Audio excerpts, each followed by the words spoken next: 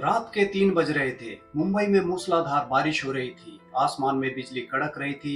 बांद्रा के काटा रोड पर स्थित एक आलीशान बंगले आशीर्वाद की छत पर एक शख्स खड़ा था, भीगा हुआ, पूरी तरह शराब के नशे में डूबा हुआ और गुस्से में पागल। अचानक वो आसमान की तरफ हाथ उठाता है और चिल्लाता है, परवरदिगार, हम गरीबों का इतना सख्त इम्तिहान ना ले कि हम तेरे वजूद से ही इनकार कर दें। नीचे कमरे में सो रही उनकी पत्नी डर कर जाग जाती है। स्टाफ के लोग भागते हुए छत की तरफ दौड़ते हैं। सबको लगता है कि वो अपना मानसिक संतुलन खो चुका है और पागल हो चुका है। जानते हैं वो चिल्लाने वाला शख्स कौन था?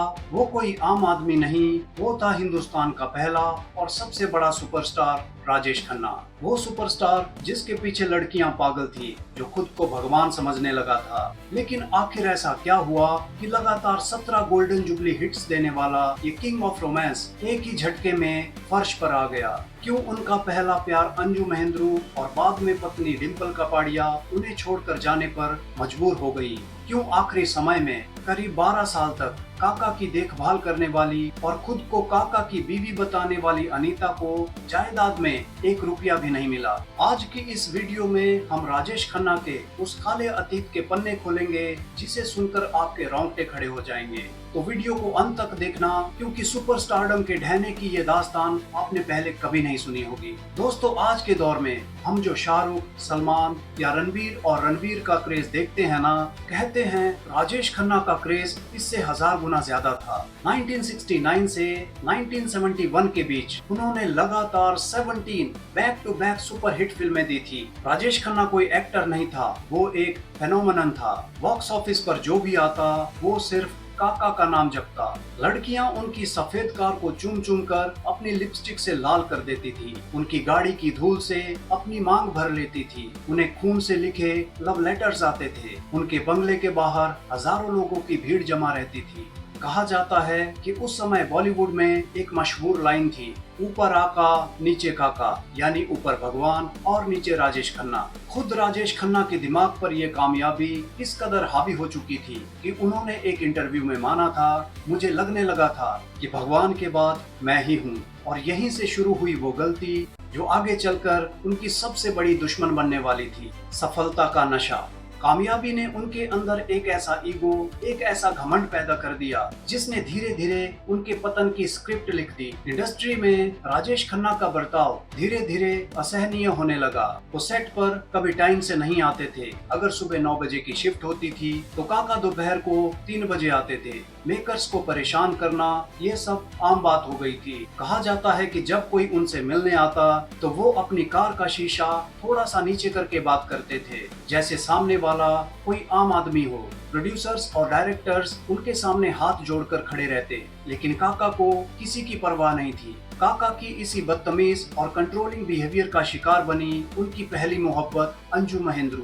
अंजू और राजेश खन्ना सालों तक लिव इन रिलेशनशिप में रहे। अंजू के अनुसार काका का मिजाज ऐसा था कि अगर अंजू स्कर्ट पहनती तो वो चिल्लाते, साड़ी क्यों नहीं पहनी, और अगर वो साड़ी पहनती तो कहते, भारतीय नारी बनने का नाटक मत करो। जब अंजू इस टॉक्सिक रिश्ते से तंग आ गई और उन्होंने शादी के लिए थोड़ा वक्त मांगा तो काका ने ईगो में आकर उनसे ब्रेकअप कर लिया। और जानते हैं काका ने अपना बदला कैसे लिया? 1973 में जब राजेश खन्ना ने खुद से आधी उम्र की सिर्फ 16 साल की डिम्पल कपाड़िया से शादी की तो उन्होंने जानबूझकर अपनी बारात को अंजू महेंद्रू के घर के सामने से निकलवाया। वो अंजू को तड़पाना चाहते थे, अपना पावर दिखाना चाहते थे। यहाँ तक कि गॉसिप्स तो ये भी हैं कि उन्होंने अंजू का करियर बर्बाद करने के लिए प्रोड्यूसर्स पर दबाव तक बनाया था। लेकिन इतिहास गवाह है, जब भी कोई इंसान खुद को अजय समझने लगता है, वक्त उसे उसकी औकात जरूर याद दिलाता है। और राजेश खन्ना के साथ भी यही हुआ। 1971 में एक फिल्म आई थी, बदनाम फरिश्ते। ये फिल्म बॉक्स ऑफिस पर बुरी तरह से पिट गई। शुरुआत में तो किसी ने ध्यान नहीं दिया, सबको लगा एक ही फिल्म तो फ्लॉप हुई तो क्या हुआ। लेकिन फिर दूसरी फ्लॉप, तीसरी फ्लॉप, चौथी फ्लॉप और देखते ही देखते 7 फिल्में लगातार फ्लॉप हो गई और यहीं से राजेश खन्ना के बुरे दिनों की शुरुआत हुई। जो डिस्ट्रीब्यूटर्स काका के पैर छूते थे वो अब उनसे मुंह छुपाने लगे। ये एक ऐसा झटका था जिसे वो सुपरस्टार बर्दाश्त नहीं कर पा रहा था, जो कल तक खुद को खुदा समझता था। डिम्पल कपाड़िया ने एक बार बताया था कि वो मंजर कितना भयानक था। वो 3 बजे वाली खौफनाक रात जब कार्टर रोड के आशीर्वाद बंगले की छत पर राजेश खन्ना बारिश में भीगते हुए भगवान को ललकार रहे थे, चीख रहे थे। उन्हें लगा कि राजेश खन्ना डिप्रेशन में आकर या तो सुसाइड कर लेंगे या पूरी तरह पागल हो चुके हैं।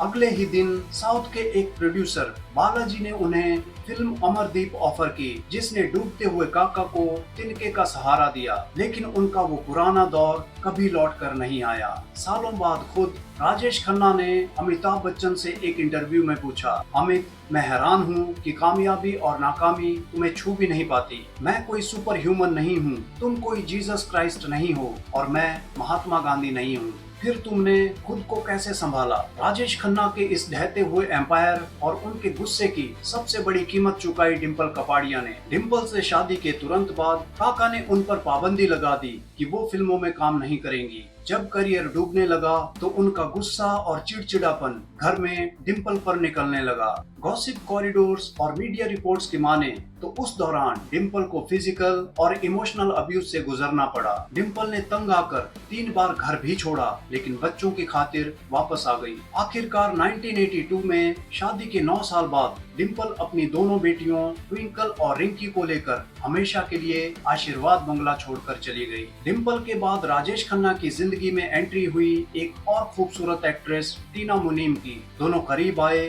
और लिव इन में रहने लगे। स्टारडस्ट मैगजीन के उस दौर के इंटरव्यूज तो इतने बोल्ड थे कि दोनों ने एक बार बयान दिया था कि वो एक ही टूथब्रश शेयर करते हैं। लेकिन काका की फितरत नहीं बदली।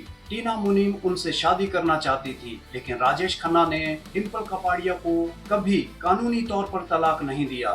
थक हार कर टीना मुनीम ने भी काका का साथ छोड़ दिया और बाद में अनिल अंबानी से शादी कर ली। जिंदगी के आखिरी मोड़ पर जब राजेश खन्ना बिल्कुल अकेले रह गए, तब उनकी जिंदगी में आई उनकी एक पुरानी दोस्त अनीता अडवाणी। और अनीता के मुताबिक वो 8 से 12 साल तक काका के साथ लिव इन रिलेशनशिप में रही। अनीता का ये भी दावा है कि उन्होंने मंदिर में राजेश खन्ना से शादी भी कर ली थी और कोर्ट में केस भी किया था कि उन्हें राजेश खन्ना की पत्नी का दर्जा दिया जाए। ये केस करीब 14 साल चला और आखिरकार 2026 में बॉम्बे हाई कोर्ट ने इस रिश्ते को कानूनी तौर पर शादी मानने से इनकार कर दिया और सारा हक डिम्पल कपाड़िया को मिला, जिससे अनीता बहुत दुखी हुई। उनका कहना था कि जो पत्नी 28 साल तक अपने पति का मुंह तक नहीं देखी, वो सिर्फ कागजों के आधार पर अधिकार कैसे जता सकती है? क्या साथ रहना, देखभाल, त्याग और मौजूदगी, इन सब की कोई कीमत नहीं? 2012 में जब इस सुपरस्टार ने आखिरी सांस ली तो उनके जनाजे में 9 लाख से भी ज्यादा लोग आए थे।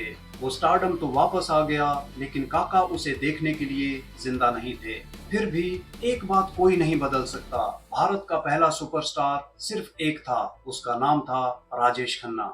वीडियो अच्छा लगा हो तो चैनल को सब्सक्राइब करना मत भूलना। मिलते हैं अगले सनसनीखेज किस्से के साथ, तब तक के लिए टेक केयर।